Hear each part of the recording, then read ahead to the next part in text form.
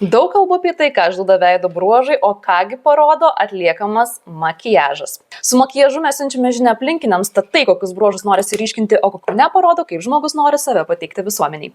Raudoni lūpų dažai demonstruoja aistrą, rožiniai švelnumą, moteriškumą, mielumą ir linksmumą, o nude spalvos atspalviai lūpose išduoda apie norą slėpti savo emocijas.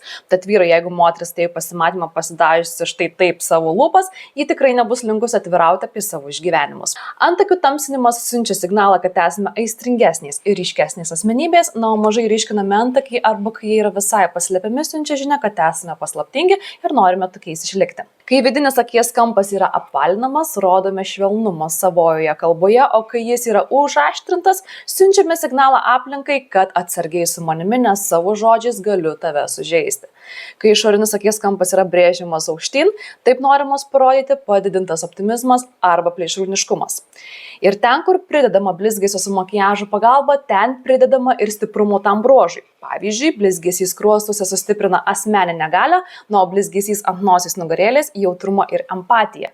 Trumpai tiek apie makiažą ir jo galę atskleisti ne tik gražiausius veido bruožus, užmaskuoti trūkumus, bet ir siųsti žinią aplinkiniams. Pakomentuok, kokie yra tavo makiažo įpročiai ir susitikime tveidas.lt gilesniai tavo veido analizai.